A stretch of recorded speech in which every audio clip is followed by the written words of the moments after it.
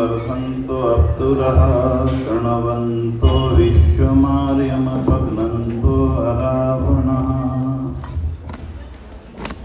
आर्य समाज के इस विशेष साप्ताहिक सत्संग के अवसर पर उपस्थित पूज्य मातृशक्ति, उपस्थित बंधुओं, हर रविवार की तरह से आज भी कोई चिंतन करते हैं। पिछली बार जब मैं आपके बीच में आया था तो मैंने महर्षि ध्यान सरस्वती जी के विषय में कुछ ज़्यादा विशेष बातें रखी थी और आपसे निवेदन किया था कि एक पुस्तक को पढ़ें, और पुस्तक आप सभी को देने की कोशिश भी हमने की थी, शायद बहुत लोगों ने ली भी थी, है जी, सबके पास पहुंच गई थी। तो ये तो तय हो गया कि सबके पास पहुंच गई थी। आप में से कुछ लोग उसे पढ़ पाए थे कि नहीं पढ़ पाए थे? पढ़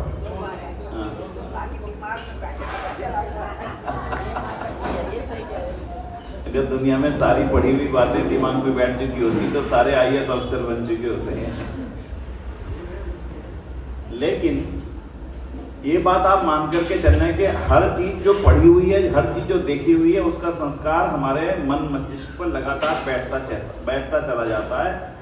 ये एक ऐसा साइंस है जिसका हम अभी अनुमान नहीं लगा सकते। जो बहुत ज्यादा वैज्ञानिक है इस संबंध में, वो जानते हैं कि जो चीज एक बार आपको दिख जाती है वो कभी भी भूलती नहीं है, वो चित्र अंकित हो जाता है, उसके ऊपर नई चीजें चढ़ती चली जाती हैं, इसलिए वो ओझल हो जाती है। जब आप दोबारा देखते हैं, ओहो हाँ ये तो देखा था। कपड़े की दुकान पे जाइए आप, भाई साहब एक कपड़ा देखा था यहाँ पे, आपको बहुत पसंद आया था, उस समय तो लेने गए थे, दिखाओ, बोले बताओ किस रंग का है, नहीं ध्यान नहीं आ रहा, पर आप दिखाओगे तो याद आ जाएगा। क्यों? ठीक है बात। जैसे हाँ यही वाला था, अभी आपको याद नहीं था वो कलर कौन सा है, लेकिन जैसे ही आपने हाँ यही वाला था, यही आप दे दो मेरे को, यानी कि जब आपने पहले देखा था उसकी चित्र आपके पास अंकित हो चुका था, जब आपने उसको दोबारा देखा तो रिकॉल हो गया दोबारा से। इसका अर्थ यह है कि जो भी हम पढ़ते हैं, जो भी हम सुनते हैं, चाहे आज ध्यान रहे या ना रहे, लेकिन वो किसी ना किसी रूप में दिमाग पे अंकित हो चुका होता है। जब उसको अपने अनुकूल संस्कार मिलते हैं, जैसे ही उसको अपने अनुकूल संस्कार मिले, यानी देखा वाली तुरंत उसकी बात याद आ जाती है। बोले आपने हमारे परिवार में उसको देखा तो नहीं है, फोटो दिखाओ। फोटो दिखाते ही आप कहते हो हाँ ये याद आ गया, देखा है, जिसको मिले थे आपकी शादी पे फलानी जगह पे मिले थे। इसलिए जब भी आप चीजें पढ़ते हैं, जरूरी नहीं कि ठीक उसी समय आपके मस्तिष्क पे उसका पूरा भाव अंकित हो जाए, कभी नहीं संभव हो सकता। ये जन्म जन्मांतरों पर जाकर के ज्ञान के संस्कार पढ़ते हैं। आराम से इस विषय को समझ लीजिएगा। हम जितना भी ज्ञान आज प्राप्त करके बैठे, ये एक जन्म का ज्ञान नहीं है। पहले तो आप इस बात को, आज इस विज्ञान को अच्छी तरह समझ लें। मैं जो बात कहूंगा वेद के विज्ञान के अनुसार कहूंगा, उसके बिना नहीं कह रहा हूं। इसलिए जो भी आज आपके पास संस्कार है, जो भी ज्ञान है, जो भी विज्ञान है, वो सब आप अनेक जन्मों से लेते चले आ रहे हैं, उसी का परिणाम है।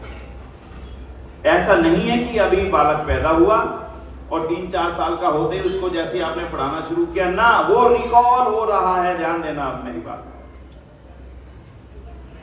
एकदम से उसको क समझ नहीं आया, उसने जन्म जन्मांतरों में वो पढ़ा हुआ है, केवल आपने उसको दोबारा दिखाया, जरा देखना, उसको तुरंत का याद हो गया, अभी ए याद हो गया, बाबा याद हो गया, स याद हो गया, उसकी दुनिया।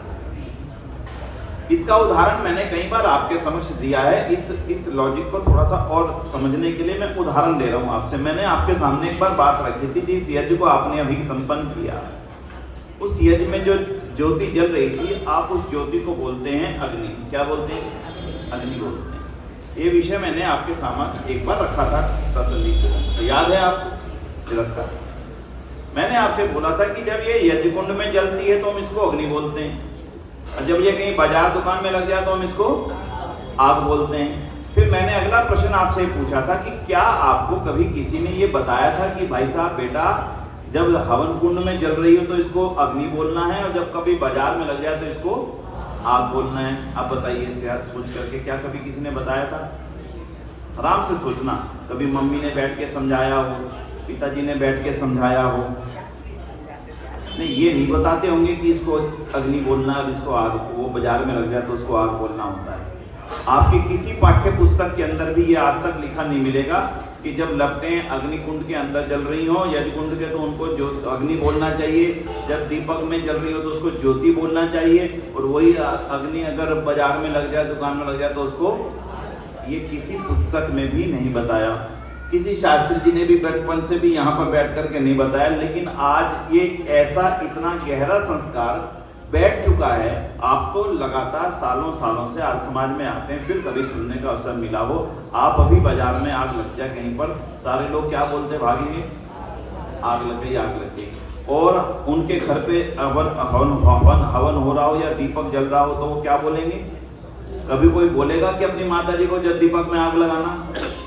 एक बार ध्यान से आराम से समझना, कभी कोई बोलेगा क्या?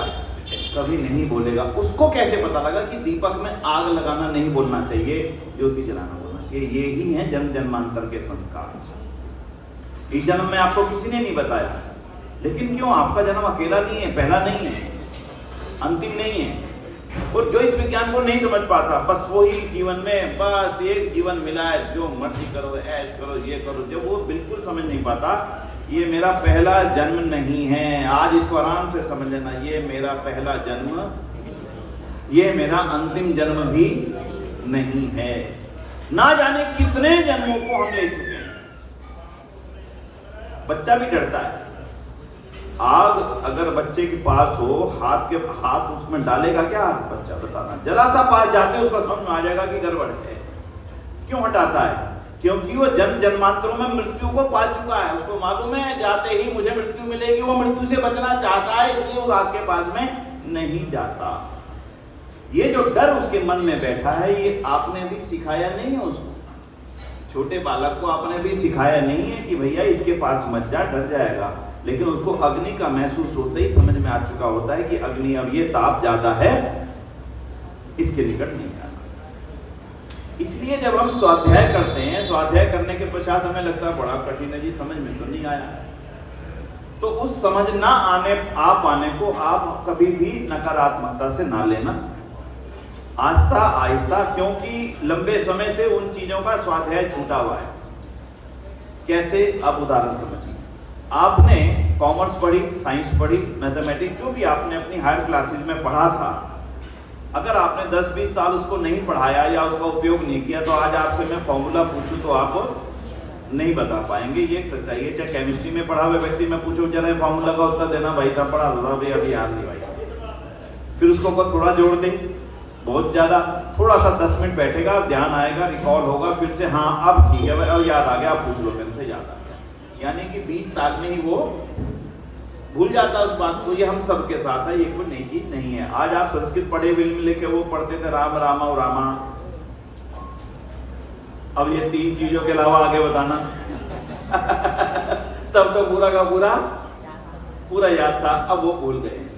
इसलिए मनुष्य का जो जीवन है ये फुलनशील है, ये मनुष्य का स्वाभाविक स्वभाव है, इसमें कमी नहीं है, गलती नहीं है, ये स्वभाव है। और ये स्वभाव आदत और संस्कार में कब बदलता है, बस आज थोड़ी सी चर्चा ऐसी कर लेते हैं। आदत और स्वभाव में बदलने के लिए इसको थोड़ा सा दंड चाहिए। क्या चाहिए? दंड चाहिए। दंड किसको कहते हैं? बच्चे को आपने कहा सीधा बैठ के पढ़, वो सीधा बैठ के पढ़ता रहा, आस्ता आस्ता कमर झुकने लगी, ये हो गया, और आप उस पर पूरा ध्यान दे रहे थे। आपने कहा मैंने कहा था ना सीधा बैठ के पढ़, फिर सीधा हो गया। फिर उसको पहले 15 मिनट बाद नीचे गई थी कमर, अब आधे घंटे बाद फिर नीचे जा रही है। आपने फिर देखा बेटा मैं कई बार कह चुका सीधा बैठ के पढ़ बेटा, मैं तो, फिर वो फिर सीधा हो गया। और जब आप लगातार उस पर ध्यान देते चले जा रहे हैं, तो आस्ता आस्ता एक परिस्थिति उसकी ऐसी आ ही जाएगी जब वो परिपक्व हो जाएगा और वो बिल्कुल ही सीधा बैठ करके ही पढ़ा करेगा। लेकिन ये केवल तब हो पाता है जब आप उस पर पूरी तरह से ध्यान दे रहे हो। वैसे ही जो भी बातें हम सब जानते हैं कि अच्छी हैं, करनी चाहिए, पर हो नहीं पाती, वो भी दंड के स्वरूप ही जाके ठीक हो पाती, उसके बिना नहीं हो पाती। बेटे सब बच्चे थोड़ा सा आगे आ जाओ, थोड़ा सा आगे की तरफ आ जाओ, जो दिख जाओ। हाँ, हम सब जानते हैं आज के समय में किसी को कोई उपदेश देना संभव नहीं है। कारण क्योंकि हर व्यक्ति को ये पता है कि क्या ठीक है और क्या गलत है। किसी व्यक्ति के सामने ऐसा चीज नहीं है जिसको ये समझाया जा सके भाई साहब भ्रष्टाचार करना गलत है, झूठ बोलना गलत है, बेईमानी करना गलत है। कौन दुनिया में ऐसा व्यक्ति होगा जो नहीं जानता होगा, उसको मालूम है कि ये गलत है। लेकिन फिर भी सबको मालूम होने के बावजूद भी हर व्यक्ति उससे पूरी तरह से बच नहीं पाता। छोड़ दीजिए आप, चाहे कोई प्रवचन करता हूं, चाहे मैं यहाँ पर आपके बीच में बैठा हूं, मैं भी एक सामान्य व्यक्ति का जीवन जीता हूं, मैं कोई अलग नहीं हूं दुनिया से। कभी ना कभी हमसे भी वो चूकें भूलें होती होंगी। बड़े बड़े सन्यासी, बड़े बड़े विद्वान, बड़े बड़े कथाकार, बड़े बड़े मठ मंदिर चलाने वाले आज जेलों के अंदर क्यों बैठे? क्या वो जानते नहीं थे कि जो कर रहे हैं वो गलत है? वो अच्छी तरह से इस बात को जानते थे, दुनिया जान को उपदेश करते थे, बड़े बड़े बैठ करके कि ये नहीं करना चाहिए, वो नहीं करना चाहिए, सारे करते थे, कौन नहीं कर रहा? और आज सारे के सारे अंदर हैं, 10, 12, 15, 20, 25 अंदर हैं। 1, 2, 4 के नाम तो आप जानते हैं। क्यों? कारण केवल एक आता है, ज्ञान जब अभ्यास में बदलता है। अब सुन लीजिए, ज्ञान का अभ्यास में बदलना बेहद जरूरी है और उसके लिए थोड़ा सा प्रयत्न करना पड़ता है। थोड़ा सा प्रयत्न करने के पश्चात में फिर अपने आप को परिपक्व होता चला जाता है। जैसे वृक्ष अपने आप उगा दीजिए, अपने आप एक तरफ जाएगा, आप देखोगे गमले में भी तो टेढ़ा जा रहा है, भाई गड़बड़ हो रही है, आप फिर उसको डंडी लगाते हो और उसको पूरी तरह से 2 जगह, 3 जगह, 4 जगह बांधते हो, फिर वो ठीक से चलता है बेचारा थोड़े दिन तक। फिर आपको लगता है तो ये तो अपने आप में नहीं चल पाएगा, इसको दीवार के साथ भी बांधना पड़ेगा। फिर आप उसको और ज्यादा टाइट दीवार के साथ करते हो, फिर जब वो परिपक्व हो जाता है फिर वो सीधा जाता है। ठीक वैसे ही मन को बांधना पड़ता है और मन को बांधने की कला है ध्यान। आप कहेंगे तो बड़ा भारी विषय ले लिया आपने। बिल्कुल सरल है, मैं सही में कहता हूं, बिल्कुल सरल है। सरल उसके लिए है जो उसको करने की इच्छा रखता है कि नहीं मुझे तो करना है, मेरा ये जो जीवन मिला मैं तो इसको खराब नहीं करने दूंगा, मैं तो इसको व्यर्थ नहीं जाने दूंगा। ठीक इसी प्रकार से जब पानी बहता है और किसान जो होता है वो उसको देखता है कि पानी कहाँ जा रहा है, तो वो देखता है पानी को जाना तो इस खेत में था और जा इधर खेत में रहा है, तो पूरी तरह से मिट्टी तोड़ता है, काटता है, नाली बनाता है, पूरी मेहनत, सारा हाथ पैर समझाते। जब पानी एक तरफ जाने लगता है तब उसको हाँ अब ठीक दिशा में जा रहा है, अब ये मेरे खेत को हरा भरा कर देगा। अगर वो उसी समय पानी को जहां जा रहा है जाने दे तो उसका खेत क्या होगा? सूख जाएगा। ठीक वैसे ही मेरे जीवन में मुझे सब कुछ पता होते हुए भी हर व्यक्ति को दुनिया में, ऋषि ध्यान बहुत अच्छी बात लिखते हैं सत्यार प्रकाश के अंदर, बहुत शानदार बात लिखते हैं और वो इस बात को दर्शाती है कि दुनिया में किसी भी व्यक्ति को वास्तव में किसी भी उपदेश की आवश्यकता नहीं है। वो लिखते हैं प्रत्येक मनुष्य का आत्मा, आराम से एक एक शब्द का समझ लेना, प्रत्येक मनुष्य का आत्मा सत्य असत्य को जानने वाला है। इसको क्लियर हो गया?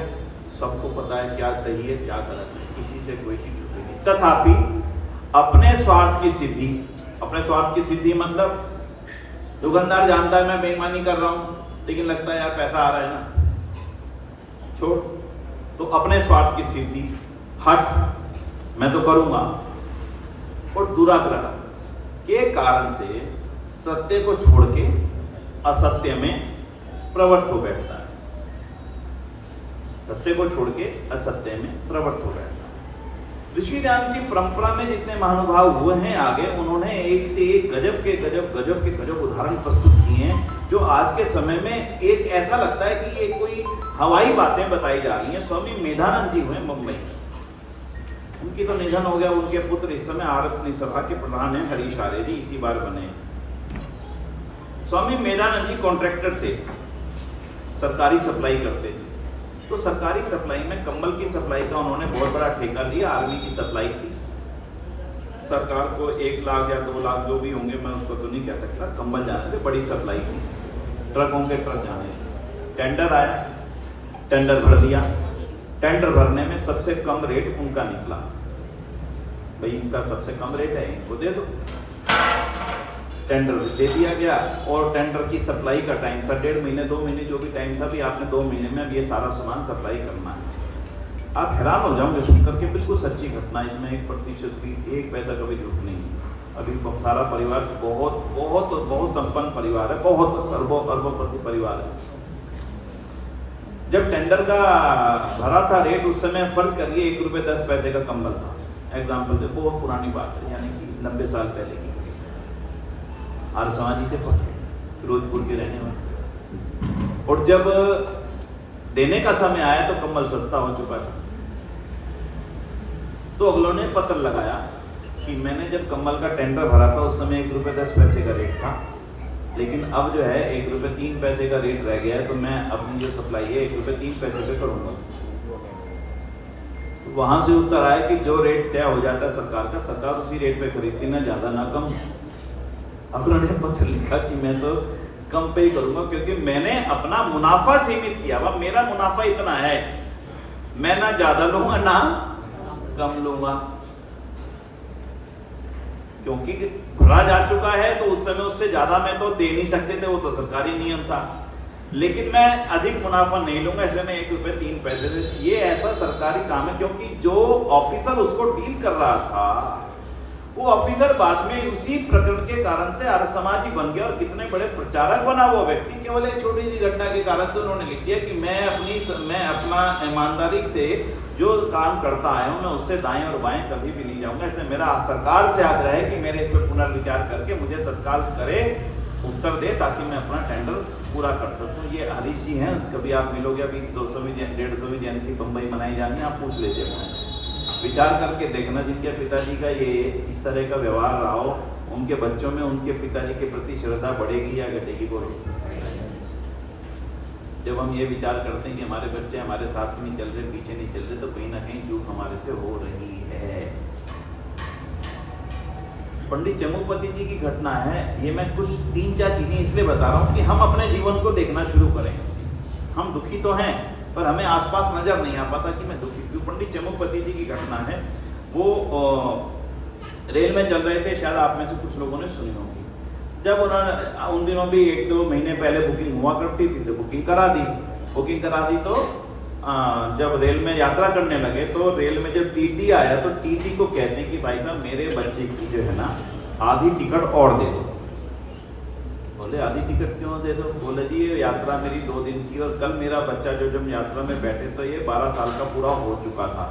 जब इसकी टिकट कराई थी उस समय ध्यान नहीं था कि इसका जन्मदिन किस समय का है, तो उस समय इसकी आधी टिकट ली थी, तो इसलिए इसकी पूरी टिकट दे दो, क्योंकि अब ये 12 साल का हो चुका है। इसलिए मैं चाहता हूँ, टीटी हैरान हो गया। एक उदाहरण नहीं है, ऐसे उदाहरण देता चला जाऊंगा, तो फिर भी 2-3 उदाहरण आपके सामने थे, क्योंकि मेरे और सामने आपके लगातार ये चीजें आती हैं और मैं उनको पार करके लाभ हो रहा है यार, छोड़ना। अभी मेरे सामने घटना घटी, मैं उसको मतलब कोट करूंगा तो ज्यादा नाम से तो नहीं करूंगा। एक परिवार था साथ में, लिफ्ट के अंदर जो रोपवे होता है, रोपवे के अंदर जाना था। रोपवे के अंदर टिकट लेने के लिए चले, तो उनका बेटा जो था वो 8 साल का से ऊपर था, तो नहीं 5 साल से ऊपर था। उसने लिखा था कि 5 साल से ऊपर वालों की पूरी टिकट है, 5 साल से आधे वालों की, कम वालों की आधी टिकट है। वो था 6 साल उसके सामने उसने बोला कि ये 5 साल का दे दो। अब किसने देखना था, वो वहीं बोल पड़ा, दादी I am six not I am. अब इसकी कितनी बेइज्जती, सोचो कितने लालच में, 50 रुपए शायद। आत्मा का हनन लाखों का है, 50 रुपए का नहीं है आत्मा का हनन। यानी कि उसके अंदर ये भाव चला कि मैं झूठ बोलूं, ये संस्कार हटाने की ही परंपरा है, उसी का नाम है ध्यान। जब मैं 5 मिनट के लिए, मैं बार बार कहता हूं, मत बैठिए ना 2 घंटे के लिए, मत बैठिए घंटे के लिए, केवल 5 मिनट गिनती के घड़ी में देख करके, सामने घड़ी लगाइए, 5 मिनट बाद अलार्म लगा लीजिए, 5 मिनट बाद अलार्म बज जाएगा, उठ जाए, लेकिन उस 5 मिनट में आपका पूरी तरह से आपके दिन भर के कार्यों के लिए ध्यान हो, एक दिन में आपका जीवन बदलता चला जाएगा। पंडित फूलचंद शर्मा निडर जी हुए, हमारे हर्षप्रिय जी जो हमारे जिया जी हैं, उनके दादाजी तो सोनीपत में रहा करते थे। हमारे जिया जी ने घटना सुनाई, वही बोलते हैं कि एक बार घर में बड़ा क्लेश हो गया। क्लेश हो गया कि ये बताओ इस डाक टिकट को किसने उतारा है? डाक टिकट लग के आती थी डाक पोस्टेज पर, इस डाक टिकट को उतारा किसने? अब हर बच्चा ये नहीं समझ पा रहा कि ये हुआ क्या घटना। तो जब शाम को सारे इकट्ठे हो गए, अब उन्होंने कहा जी अब बताओ इसमें से डाक टिकट को किसने उतारा है? तो एक ने सियान करते हुए कि मैंने उतारा है जी, और इस पे ना जी डाक टिकट की मोहर डाक विभाग की मोहर लग के नहीं आई थी, तो मैंने कहा ये तो दोबारा इस्तेमाल हो जाएगी। पिताजी ने कहा दंड इतना, कह रहे मारा भी, पीटा भी और मुर्गा भी बनाया, रात का खाना भी नहीं दिया। क्यों भाई? बोले इस घर में नियम है अगर डाक टिकट पे मोहर लगे बिना आ जाए तो मैं उसको काटता हूँ, क्योंकि डाक टिकट ने इसका पैसा का उपयोग तो हो चुका। ये तो चोरी है अगर मैं दोबारा उठा करके इसको, अगर मैं इसी डाक टिकट को दोबारा डाक विभाग में लगा के करता तो चोरी है। डाक विभाग ने तो इसका 2 पैसे का उपयोग तो कर लिया, ये चोरी है। यारे उस घटना का प्रभाव हमारे पर ये पड़ा आज तक कि हमसे कोई भी गलत काम अगर करता भी हैं, कहते भाई हो जाता है जीवन में, या करते हैं लालच आता है। बोले उस घटना के बाद हर समय उस घटना का याद आती जरूर है, फिर भी हट दुराग्रह के कारण मैं कर लूं, अलग बात है। तो बंधुओं, जीवन तो आपका है, किसी और का तो नहीं। आज मैं 50, 60, 70, 80 साल बाद कुछ लोगों के अगर उदाहरण आपके सामने रख रहा हूँ, अच्छा ये बताना कि उससे उनको घाटा हुआ होगा कि लाभ हुआ होगा? सही मानते हो या गलत मानते हो? क्या बात करते हो? नहीं, 2 पैसे से जोड़ करके तो बहुत कुछ हो सकता है। और जो कंबल वाले थे 7 पैसे का नुकसान, एक कंबल को तो लाख कंबल में हो गया, 7 लाख पैसे का नुकसान। उस समय के हिसाब से आप कल्पना करके चलिए। लेकिन जो जीवन की वास्तविक सुख, जिसको आप वास्तविक सुख बोलते हैं, वो इन चीजों में है ही नहीं। ये समय के बाद पता लगता है, जल्दी पता नहीं लगता। इसलिए आज थोड़ी सी चर्चा करते हैं, इसका तरीका क्या है। वेद में और हमारे उपनिषदों में इतने आसान, इतने सरल, इतनी सरल चीजें लिखी हैं। ठीक है, हम पढ़ नहीं पाते, पढ़ भी लेते हैं तो उसके ऊपर चल नहीं पाते। तो पहला तो मेरा आपसे निवेदन ये है कि जो आपने स्वाध्याय किया, माता जी ने कहा पढ़ या तो सी, और याद कुछ नहीं है। आज याद नहीं आएगा माता जी, अगले जन्म में याद आ जाएगा, चिंता मत करना। इसलिए पढ़ते जाओ, पढ़ते रहो, बिल्कुल चिंता मत करना। मत सोचना याद नहीं आ रहा। एक्चुअली हम जीवन में इतना कुछ सुन चुके हैं, इतना कुछ पढ़ चुके हैं कि एकदम से चीजें अब स्मृति में नहीं रहती। आयु की सीमा होती है, लेकिन पढ़ा हुआ कभी भी नष्ट नहीं होता। इसलिए मैं पहली बात आपसे बार निवेदन कर दूं, पढ़ा हुआ कभी नष्ट नहीं होता है, जैसे अक्षर कभी नष्ट नहीं होता। अक्षर का मालूम है कि नहीं? शब्द जो है कभी नष्ट नहीं होता। जो शब्द मैंने बोल दिया, अब ये नष्ट नहीं हुआ, ये इस वायुमंडल में एज इट इज विलीन हो चुका है, घूम रहा है अनंत आकाश में, लगातार अनंत आकाश में। इसीलिए बड़े बड़े आयोजनों के अंदर मंत्र पाठ किए जाते थे, ताकि मंत्र पाठ किए जाएं बड़े अच्छे शुद्ध। और कहते हैं भाई अशुद्ध मत पढ़ना। क्यों? अशुद्ध पढ़ोगे तो वो अशुद्धि वाला मंत्र पाठ वायुमंडल में विलीन हो जाएगा। तो शुद्ध मंत्र पाठ ही पढ़ें। बाकी कहते थे कभी कभी अच्छे विद्वान आकर के, भाई जो शुद्ध पढ़ सकता वो तो बोले, और जो शुद्ध ना बोल सकता वो ना बोले, फिर केवल विद्वान ही बोले। क्योंकि अशुद्ध मंत्र पाठ बोलोगे तो उसका पीछे लॉजिक क्या था? इसका लॉजिक केवल इतना था कि अशुद्ध बोलोगे तो वह अशुद्ध वाला मंत्र हमेशा रह जाएगा। ठीक वैसे ही ना कभी संस्कार नष्ट होता, ना कभी शब्द नष्ट होता, और ना कभी ज्ञान नष्ट होता। हमेशा रिकॉल होता चला जाता है। जैसे ही आप नया जन्म लेते हो, पिछले जन्मों के संस्कार एकदम से आपके सामने आते चले जाते हैं। इसलिए मैं हमेशा 3 बातें कहता हूं भाई, जो ईश्वर, खुद मैं और ये सारी सृष्टि, इन 3 के बारे में कभी कॉन्सेप्चुअल क्लियरेंस खत्म नहीं होनी चाहिए, बिल्कुल स्पष्ट रहनी चाहिए। ईश्वर क्या है, वो क्या करते हैं, मुझे मालूम है, उसमें तो किसी को भ्रम नहीं है ना, है क्या? इसीलिए 3 चीजें अनादि, जिसको बार बार बोलते हैं, ये कभी भूलना मत। कौन कौन सी 3 चीजें अनादि हैं जी? बोलो। ईश्वर क्या है? ईश्वर क्या है? रिकॉल ही कराते कुछ हैं। सृष्टि को, सृष्टि आज भूलना नहीं भैया, भाई दोबारा बोलता हूँ, बोलिए ईश्वर क्या है? सृष्टि करता। ठीक है, अच्छा फिर जीव क्या है? जीव को किसने बनाया? जीव को किसने बनाया? हाँ जी, जीव को किसने बनाया? ईश्वर ने नहीं बनाया।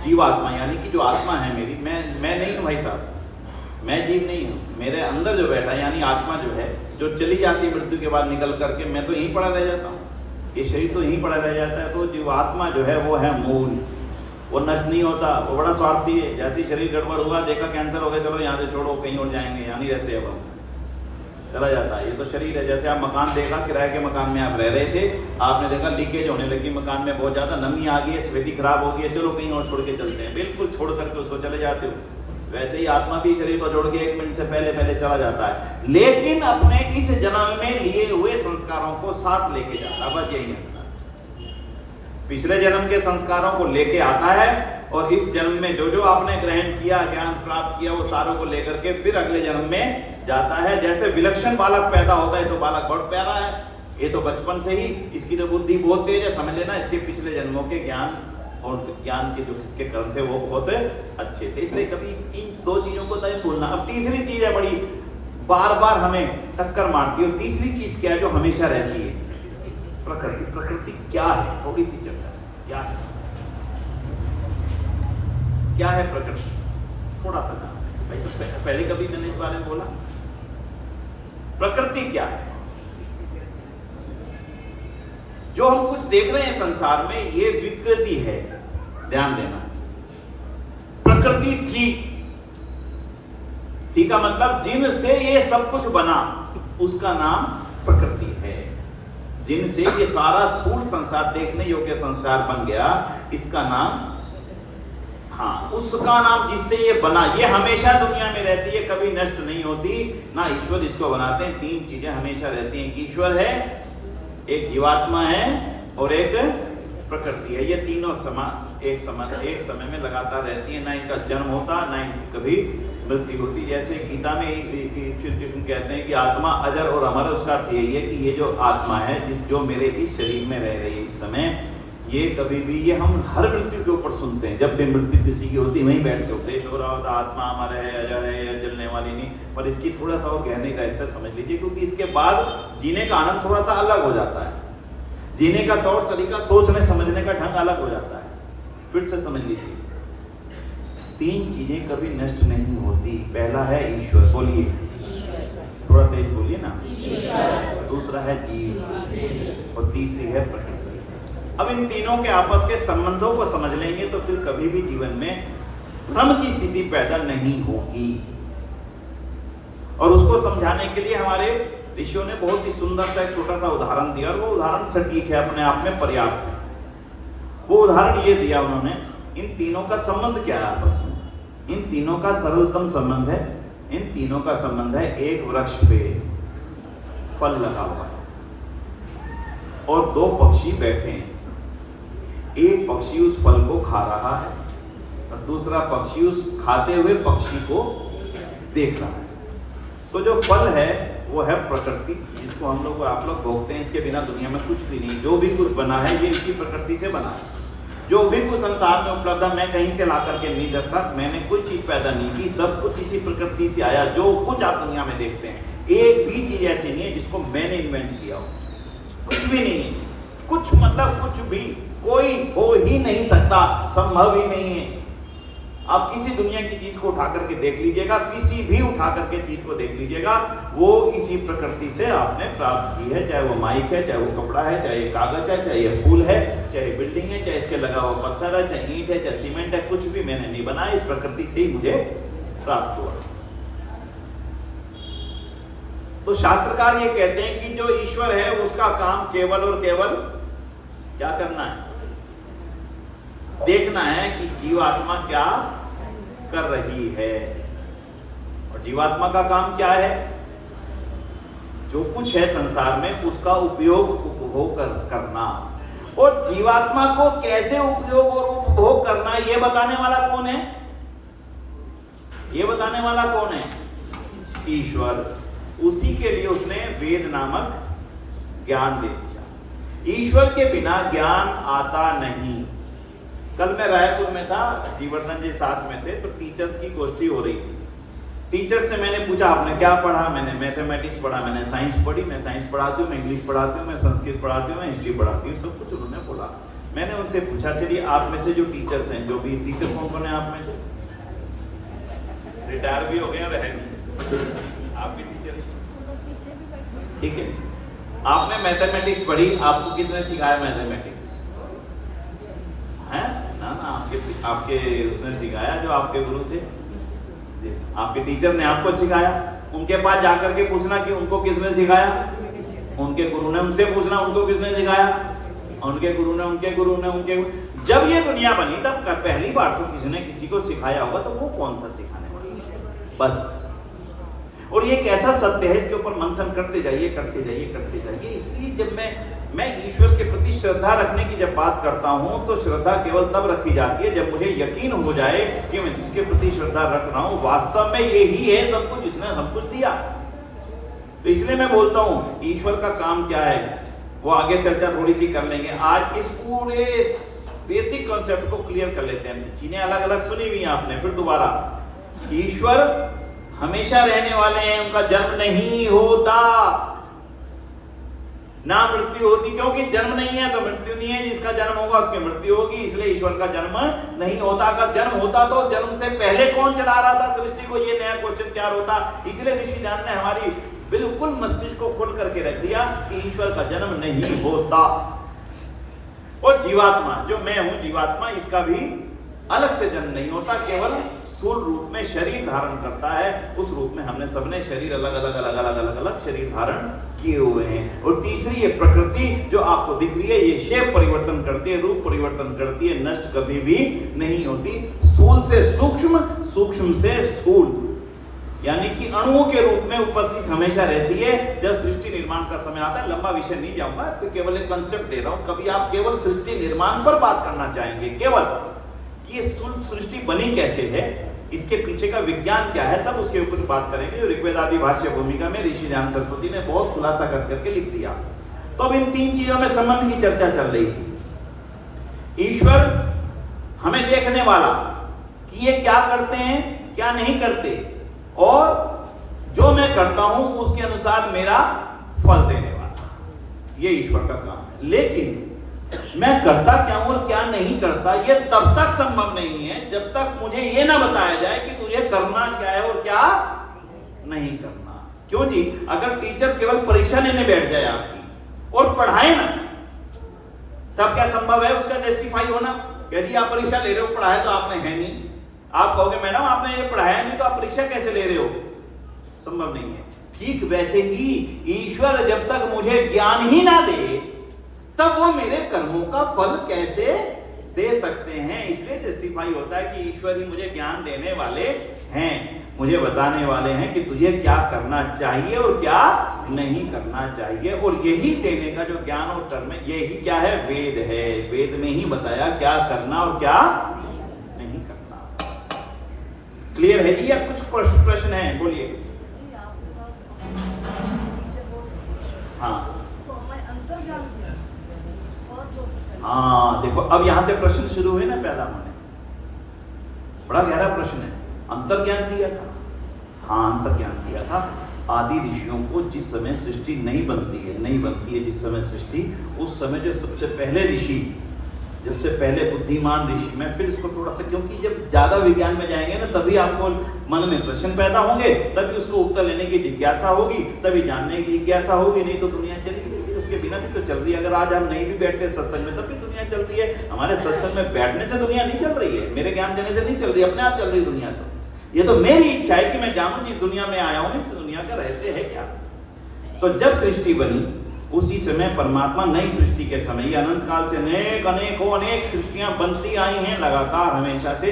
जब नई सृष्टि बनी तो जो आदि ऋषि हुए, जो वर्तमान सृष्टि के अंदर 4 वेदों का ज्ञान जिन ऋषियों को प्राप्त हुआ, अंतरात्मा से, अंतर्कर्म से, जैसे ही ईश्वर ने जैसे अंतर प्रेरणा करके दिया है वैसे ही ऋषियों का ज्ञान, और उसके पश्चात में उनके माध्यम से आगे विस्तृत होता चला गया। उसके बाद ऋषियों ने, क्योंकि वेद एक बड़ा विषय है, आपको ये जान करके और हैरानी होनी चाहिए कि वेद का एक एक ज्ञान किस तरह से विस्तार होकर के आज हमारे पास में उपस्थित है। थोड़ी सी चर्चा अंत में उसकी करेंगे तो समय मिल जाएगा।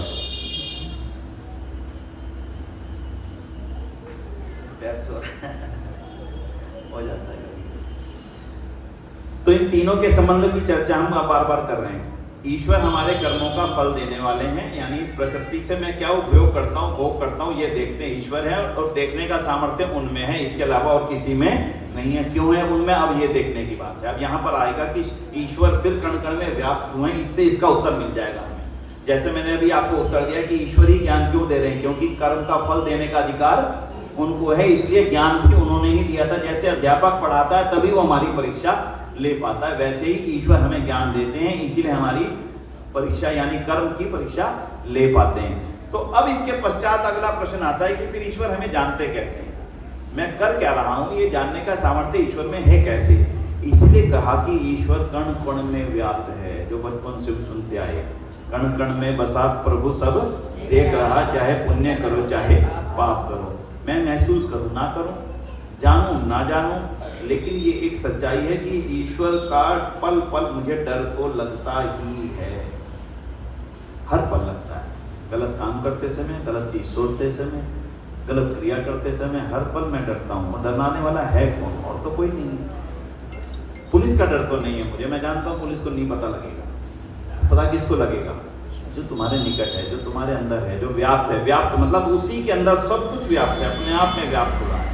जैसे वायुमंडल से मैं अलग नहीं हो सकता हूँ, इसी प्रकार से ईश्वर भी इसी वायुमंडल में कण कण के अंदर, कण कण में तो मेरे शरीर के अंदर जितने अणु परमाणु हैं उन सब में ईश्वर की वो सत्ता है ही, अलग नहीं। बार बार दोहराता हूं, मैं महसूस करूं ना करूं, इससे ईश्वर की सत्ता पे फर्क नहीं पड़ता। मैं प्रधानमंत्री मोदी को मानूं या ना मानूं, इससे प्रधानमंत्री के होने या ना होने पे कोई फर्क नहीं पड़ता। वो है तो है। मैं नहीं मानता मोदी को प्रधानमंत्री, ये कहने से क्या होगा? मैं नहीं मानता ईश्वर को, ये कहने से क्या होगा? ना तो ईश्वर की सत्ता समाप्त होने वाली। कोई कह दे मैं नहीं मानता टीचर को, मत दे एग्जाम भाई, तेरे नंबर 0 आ जाएंगे, मत दे एग्जाम। कौन कह रहा है? कोई नहीं कहेगा। इसलिए इन तीन चीजों में जहां भी विरोधाभास होता है, विरोधाभास अब कहां से शुरू होता है वो सुन लीजिए। विरोधाभास यहां से शुरू होता है, ईश्वर को क्या पता लगेगा? तो मैं उसकी जब सत्ता को स्वीकार नहीं करता, केवल मैं तब ये मानता हूं कि ईश्वर को क्या पता लगेगा। जैसे मैं मानता हूं ईश्वर को क्या पता लगेगा, तभी मैं सोचता हूं कि अब तो कर ले, बस वहां गलत काम हुआ, ईश्वर को पता लगा, उसने हमें सजा दी, और फिर मैं सोचता हूं कि मैंने तो कुछ किया नहीं, फिर मेरे को सजा क्यों? इसलिए ईश्वर की सत्ता को स्पष्ट बिल्कुल क्लियर है। ईश्वर उस पक्षी को देख रहा है जो फल खा रहा है। इसको, इस उदाहरण को मत बोलना, सबसे सरल उदाहरण है। ठीक हो गया? क्लियर है? अब आज बहन जी जो आप बहुत पूछ रहे थे, फिर भी मन में कोई बात आए तो पूछ लेना। अब बात थोड़ी सी वेद की कर लेते हैं कि ईश्वर के काम क्या क्या है, थोड़ी सी इसकी चर्चा, क्योंकि ईश्वर को ही जानना, मैं बार बार कहता हूं, दुनिया में कुछ मत जानिए, लंबा चौड़ा ज्ञान नहीं है, वेद के 4 पोथियां पढ़ने का उपयोग नहीं, केवल और केवल ईश्वर को तसल्ली से जान लेना ही जीवन की सफलता का बहुत बड़ा कारण हो जाता है। इसलिए ईश्वर को और थोड़ा गहराई से जान लीजिए। ईश्वर के केवल और केवल दुनिया में 5 काम है, छठा काम ईश्वर नहीं करते। सुन लीजिए, पहला काम सृष्टि का निर्माण, बोलिए, ये उन्होंने। दूसरा संचालन, सारी व्यवस्था से सब कुछ चल रहा है। मैं नहीं मानता ईश्वर को, भाई तेरे मानने से क्या होगा? हाँ, देखा नहीं है मैंने, बहुत चीजें दुनिया में मैंने नहीं देखी। क्या चीज दुनिया में आपने देखी है? आप सुबह वीरेंद्र जी यहाँ बैठे हैं, 11 बजे दुकान खुलेगी, दुकान पर जाएंगे, बाहर झाड़ू लगी मिलेगी, सारा सफाई झाड़ू लगा के चला गया, इन्होंने झाड़ू लगाने वाले को नहीं देखा। वहां जाकर के क्या कहेंगे? अपने आप लग गई, क्या कहेंगे?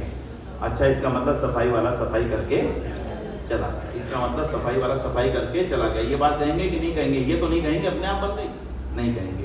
इसलिए मैंने देखा है या नहीं देखा, ये पुस्तक छपी है, अपने आप छप कर रख के आ गई। नहीं भाई साहब, अपने आप नहीं छपती, किसी प्रेस में छपी होगी। मैंने तो वो प्रेस नहीं देखी, छापने वाला नहीं देखा, फिर भी मैं ये मानता हूं कि ये किसी प्रेस में ही छपी हुई पुस्तक है। चाहे मैंने ईश्वर को ना देखा हो, प्रत्यक्ष आंखों से नहीं दिखेगा,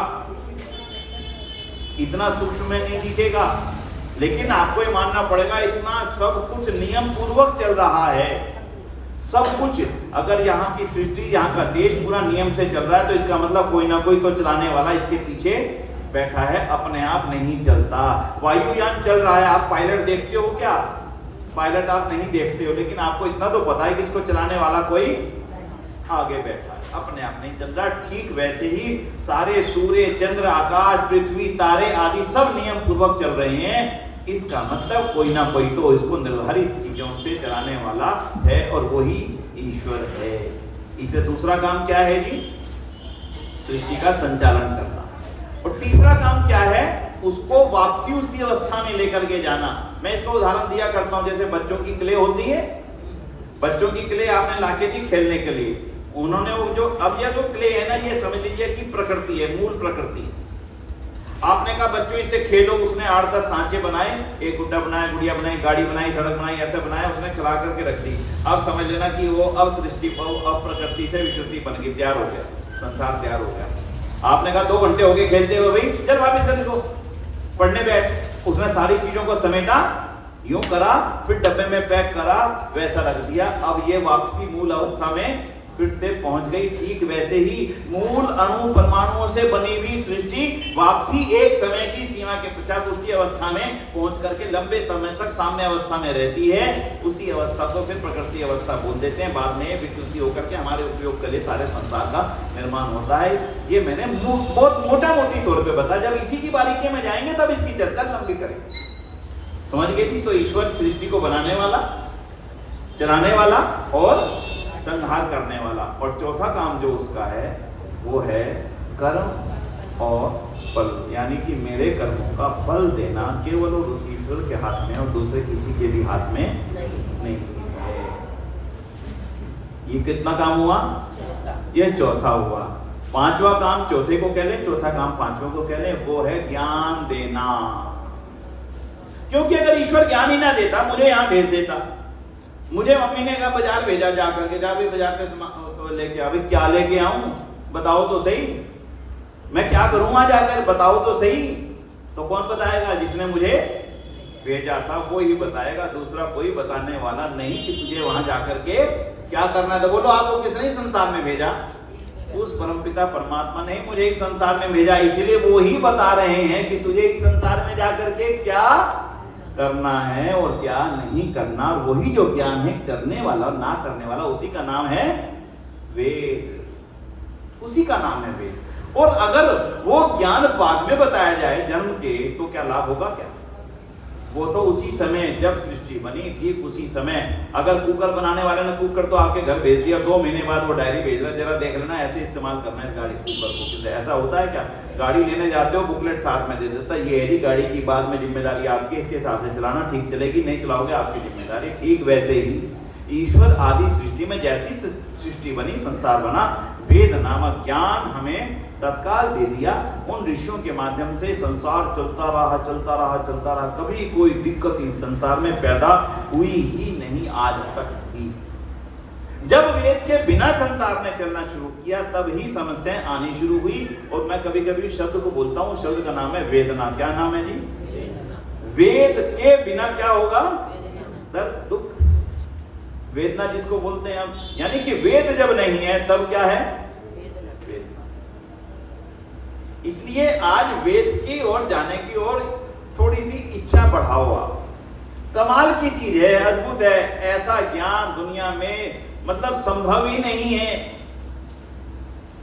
हर चीज, मैंने कल उनसे पूछा कि 7 स्वरों का ज्ञान कहां से प्राप्त हुआ? सारे गामा पा धा नी किसने बनाया भाई 7 स्वर का ज्ञान? कौन ने दिया? बोले जी वो कौन सी संहिता, वो नारद ना, उसके नाट्य शास्त्र, भरत मुनि का नाट्य शास्त्र। बोली मैडम एक बोली कि भरत मुनि के नाट्य शास्त्र से ये 7 स्वरों का ज्ञान पैदा होता है। मैंने कहा भरत मुनि ने वो नाट्य शास्त्र किसके आधार पर लिखा? तो नाट्य शास्त्र जो लिखा वो लिखा गंधर्व वेद के आधार पर। फिर गंधर्व वेद कहां से आया? गंधर्व वेद साम वेद का उपवेद है, यानी कि 7 स्वरों का ज्ञान जो है वहां से आरंभ हुआ। सामवेद क्या है? सामवेद को मैं थोड़ा सा आपको बता दूं। गंधर्व वेद क्या है? गंधर्व वेद है अपनी बात को सामने वालों तक पहुंचाने का ज्ञान और विज्ञान, यानी शब्द विज्ञान, संगीत विज्ञान, नृत्य विज्ञान, नाट्य विज्ञान, जितने भी तरीके हैं जिससे मैं अपनी बात को दूसरे तक पहुंचाता हूं। इशारों से भी पहुंचाता हूं, शब्दों से पहुंचाता हूं, संगीत से पहुंचाता हूं, नृत्य से पहुंचाता हूं। पहले नृत्य होते थे, शब्द नहीं बोले जाते थे, लेकिन नृत्य से पूरी की पूरी कहानी नरेट कर दी जाती थी। पूरी की पूरी कहानी नरेट हो जाती थी उसे नृत्य कर। कहां से आया वो सारा क्या सारा ज्ञान? मूल सूत्र कहां पर है? कहां पर है मूल सूत्र? वेद।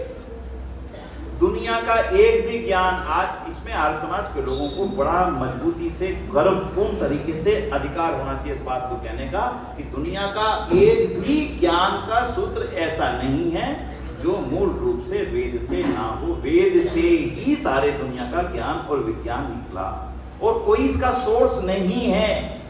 नो अदर सोर्स है ही नहीं। और ये भी अगर इस दुनिया दुनिया में आकर के ना जान सके हम लोग मिल करके, क्या आनंद आया। तो मैंने कल छोटे छोटे उनको उदाहरण दिए थे। एक छोटा सा उदाहरण आपको देकर के अपनी बात को आज यहाँ पर विराम देंगे, क्योंकि आज किसी कारण से थोड़ा सा जल्दी निकलना है। और वो उदाहरण मैं आपको देता हूँ। चलिए एक शब्द बोलते हैं, मैंने कई बार शायद आपको बोला खग। खग शब्द सुना है, मैंने कल उदाहरण दिया था। खग शब्द सुना है? खग क्या होता है? खग। अब आपको किसने बताया कि खग पक्षी होता है? पढ़ाई। लेकिन वेद का ज्ञान और विज्ञान इतना गजब का है कि आपको वेद के ज्ञान को जानने के लिए किसी और आधार की जरूरत नहीं है। दुनिया में आपको किसी भी शब्द का अर्थ निकालना है तो आपको उसकी डिक्शनरी लानी पड़ती है, डिक्शनरी से देख करके आप उसके अर्थ निकालते हैं। लेकिन जो मूल भाषा जिसको ईश्वर ने बनाया, जिसका नाम है वेद भाषा, वो मूल वेद भाषा जो है, वो मूल वेद भाषा के अंदर इतना गजब का उसकी साइंस है कि उसके लिए आपको किसी भी और जगह जाने की आवश्यकता नहीं है। और उसका जो पूरा का पूरा शब्द धातु विज्ञान है ना, धातु विज्ञान है। धातु विज्ञान का मतलब जो भी शब्द है उसका अपने आप में अर्थ है। ध्यान देना, उसका अपने आप में अर्थ है।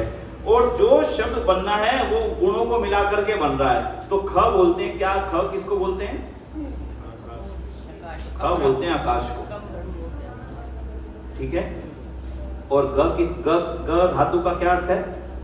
गमन, गति। आप संस्कृत पढ़ाते हैं? अच्छा, पढ़ी हुई।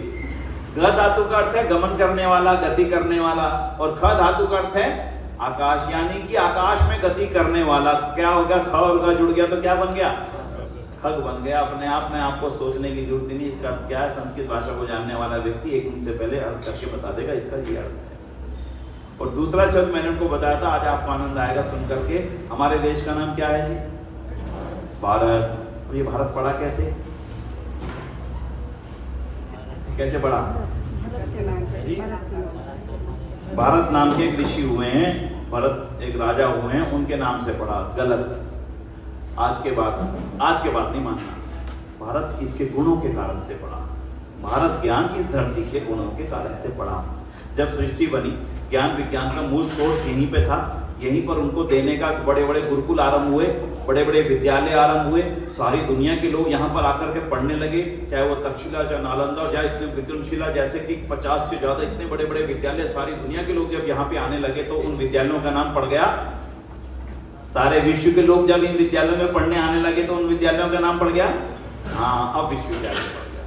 और सारी दुनिया के लोग जब यहाँ से ज्ञान का प्रकाश लेकर के जाने लगे तो अब भारत का अर्थ समझ लेना, आधा मिनट में समझ में आ जाएगा। भ जो धातु है, भ का धातु का अर्थ है प्रकाश। और र धातु जो है रत, ठीक है। और त जो धातु है आधार। तलपट बोलते हैं ना, त का मतलब आधार है। जैसे न धातु किसके लिए? जल के लिए। न धातु किसके लिए? अब जल से संबंधित जो भी कुछ होगा ना, वो दुनिया की किसी भी भाषा में होगा, वो न से होगा। यह ध्यान दे देना। आज मैं एक विज्ञान बड़ा बता के जा रहा हूं। दुनिया में कहीं पर भी न धातु जो है एक ही चीज के लिए इस्तेमाल होगी, वो है जल, नहर, नीर, नल, नेवी, नाविक, नाव। मेरा विज्ञान नहीं है, ये ईश्वर ने दिया भाषा विज्ञान, मेरा बनाया हुआ नहीं है। बंधु आराम से समझते चले जाना। तो अभी किस बात धातु को त का मतलब, त धातु का अर्थ है आधार। अब तीनों चीजों को जोड़ दो। प्रकाश में, प्रकाश देने में रत रहने वाला स्थान जो है उसका नाम क्या हो गया? भारत। यानी कि प्रकाश देने का आधार। इसलिए इस देश का नाम भारत पड़ा, भारत के नाम पर भारत नहीं पड़ा, क्योंकि सारी दुनिया में ज्ञान और विज्ञान इसी देश से जाया करता था, इसीलिए इस देश का नाम भारत पड़ा। और ये मेरा संस्कृत का शब्द अर्थ मुझे बताया। तो इसलिए मैं आज आपको जो एक निवेदन करने के लिए बैठा था, इसलिए निवेदन कि इस कंसेप्ट को भूलना मत। और इसी के लिए जो आपको पहले पुस्तक दी थी ना, अभी आप में से इसका मतलब बहुत लोगों ने पढ़ी नहीं है, तो आज मैं नई पुस्तक नहीं रिकमेंड करने जा रहा। उसी पुस्तक को दोबारा से पढ़िए। अगली बार जब मेरा बैठना होगा उस पुस्तक से निकाल करके आनंद लेंगे और इतने मजे आएंगे आपको उस पुस्तक के जानकारी करने में। और क्योंकि मैं इस जीवन में आया हूं, तो इस जीवन में जो ज्ञान और विज्ञान का मूल स्रोत है वेद, उसके निकटतम जाने का मुझे सौभाग्य मिला। वे दयानंद ना होते तो हम भी धक्के खा रहे होते कहीं ना कहीं, पता नहीं ना जाने कहां। इसलिए दयानंद ने मुझे जो वेद का मार्ग दिखा दिया, तो वेद की ज्योति जलती है। तो मैं बहुत बोलता हूँ, लेकिन वेद के निकट जाने की भी कोशिश जरूर करूँ। इसलिए आज मैंने जो कंसेप्ट बताया, त्रैत, इसी को बोलते हैं त्रैतवाद। किसको बोलते हैं त्रैतवाद? ईश्वर, जीव और प्रकृति, इन तीनों का जो आपस का संबंध है ये हमेशा रहने वाला है, ये कभी भी समाप्त होने वाला नहीं है। तो इसलिए आज त्रैत्ववाद को अच्छी तरह से समझने का हमने प्रयास किया। तो ईश्वर के कितने काम हैं जी? 6 कैसे हो गए माता जी? 5 हुए। दोबारा बोलो, सृष्टि चलाना, सृष्टि का निर्माण, सृष्टि का संचालन और सृष्टि का संहार। चौथा काम है मेरे कर्मों का फल देना और 5वां काम है ज्ञान देना। इसके अलावा कोई काम नहीं है। भगवान मुझे कोठी दे देना, बंगला दे देना, शादी करा देना, उनका काम था आपको ज्ञान देना, दे दिया। बाकी का काम आपका है, आप उससे लाभ उठाइए। उन्होंने जो देना था इससे ज्यादा बड़ा कुछ भी नहीं हो सकता। लाखों करोड़ों रुपयों से ज्यादा बड़ी चीज केवल ज्ञान है। वो मिल गया तो बारे न्यारे, वो नहीं मिला तो जो है वो भी खत्म। तो इसलिए ईश्वर ने जो देना था वो ज्ञान दे दिया है, बाकी का काम आपका और हमारा है। और ईश्वर मुझे हमेशा देखते हैं, ये मत भूलना। और ईश्वर ने ही इस सारे संसार को बनाया, ये मत भूलना। ईश्वर ने सारा ज्ञान और विज्ञान का मूल स्रोत दिया, और ये जो कुछ है ये सब उसी प्रकृति का दिया हुआ है। मैं अपने पास से कुछ भी नहीं लाया। मैं तो बहुत थोड़े समय के लिए किराए पर रहने के लिए संसार में आया हूँ, थोड़े दिन बाद यहाँ से चला जाऊंगा। इसलिए जब तक हूं इसको सुंदर रखूं, स्वच्छ रखूं, बढ़िया बना के रखूं। और जब जाऊं तो यहाँ से बहुत सारा ज्ञान जो पिछले जन्म से लेकर के आया था वो, और इस जन्म का भी समेट करके अगले जन्म के लिए लेकर के जाऊं, यही प्रयास करना। और केवल स्वाध्याय अकेला तरीका है इस ज्ञान को लेने का और आगे अगले संसार के लिए देने का। इसके अलावा और कोई तरीका है नहीं। इन्हीं शब्दों के साथ में मैं फिर से जो पिछली बार पुस्तक दी थी, ऋषि ध्यान को जानो, उन्हीं की लेखनी से दयानंद जैसा दूसरा कोई महापुरुष संसार में हुआ नहीं बंधुओं। हम इस अपने सौभाग्य को कभी ना भूलें। पुनः पुनः आभार। ओम शांति, ओम शांति, धन्यवाद।